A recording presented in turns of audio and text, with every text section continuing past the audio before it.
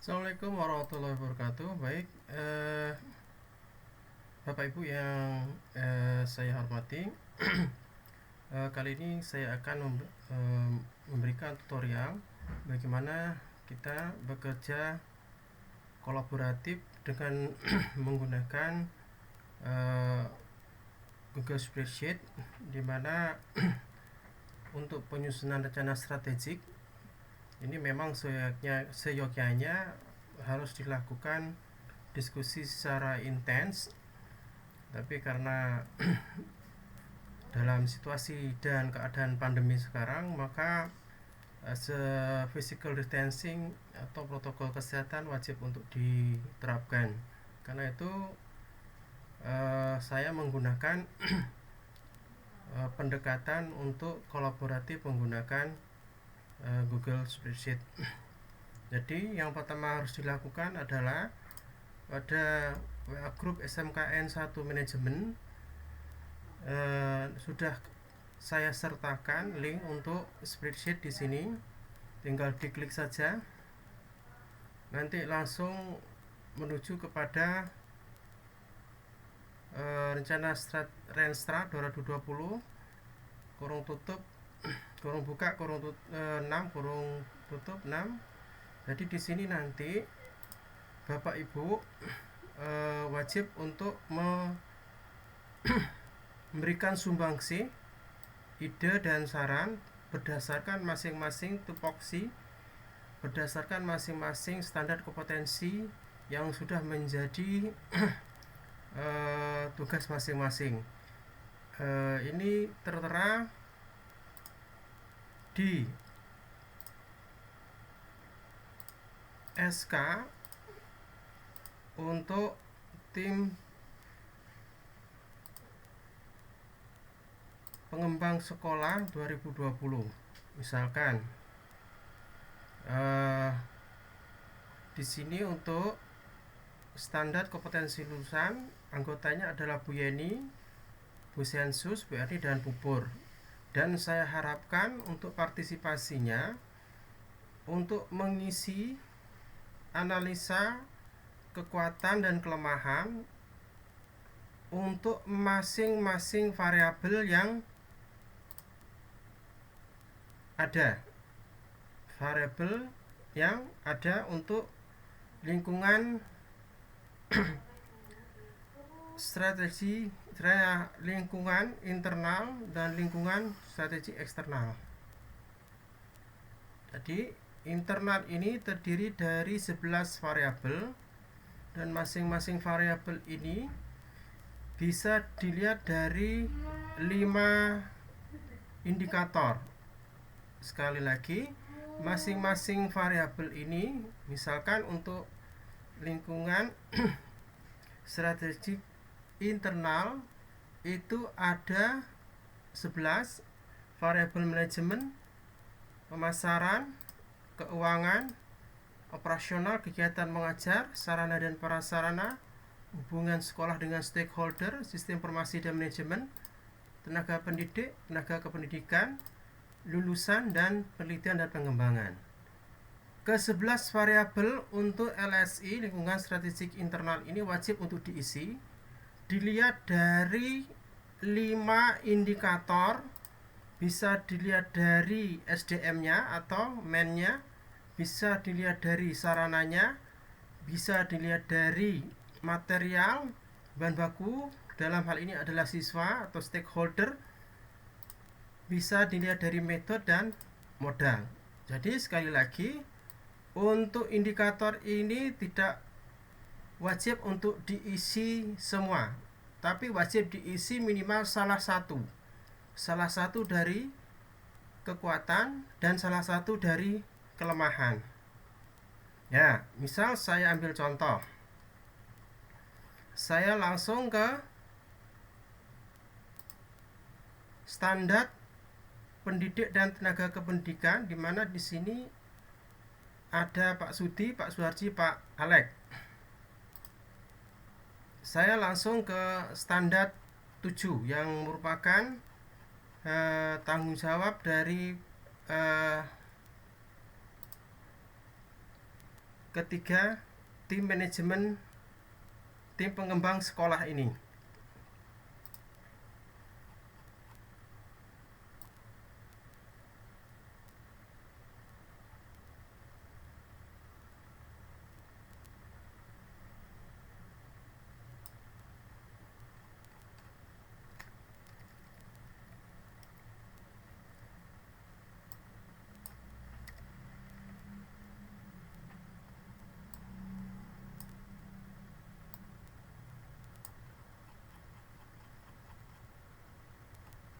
Baik, ini adalah standar ke-7. Maaf, standar untuk PTK itu ada di standar 4.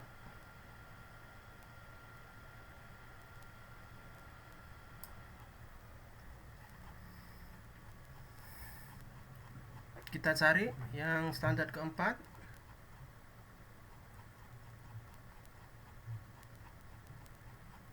Standar 3 proses.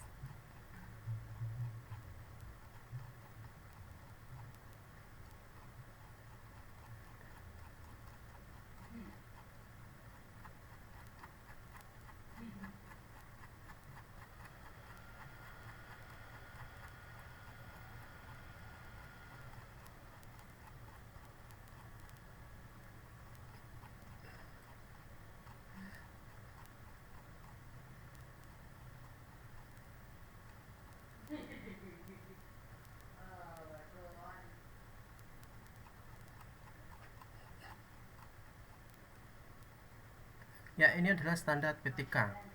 Misalkan kita melihat dari MTS, misi, tujuan, dan sasaran, yang dilihat dari variabel pengaruh untuk lingkungan strategik internal dari sisi manajemen.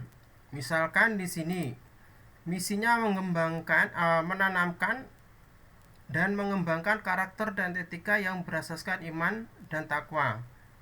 Tujuannya adalah melembagakan penilaian karakter dan etika untuk pendidik dan tenaga kependidikan. Di sini untuk sasarannya adalah aplikasi PKG berbasis Android yang terintegrasi dengan sistem SAP SMKN 1 Probolinggo.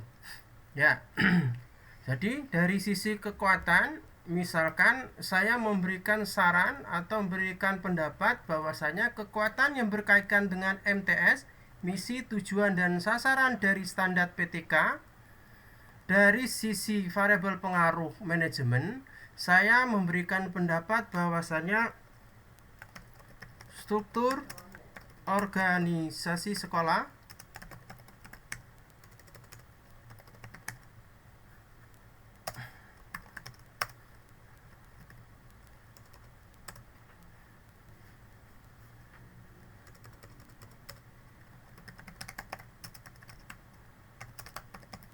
ya, misalkan saya memberikan pendapat bahwasanya struktur organisasi sekolah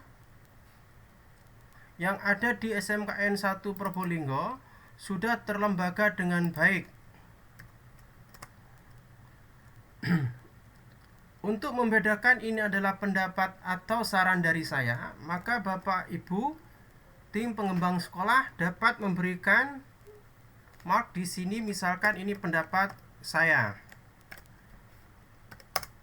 Seperti itu. Misalkan juga saya melihat dari variabel pemasaran berkaitan dengan aplikasi PKG. Nah, saya melihat dari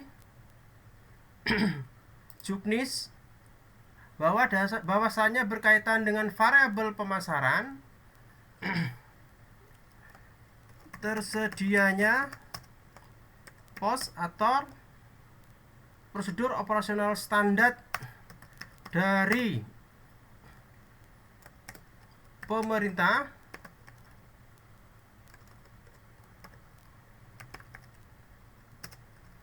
dalam hal regulasi,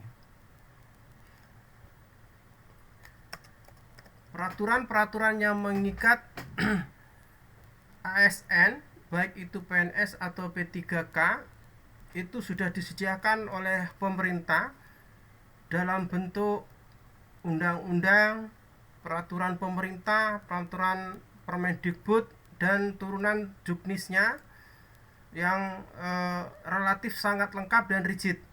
Jadi kita tinggal men-breakdown atau melaksanakan implementasi dari panduan yang sudah disediakan oleh pemerintah.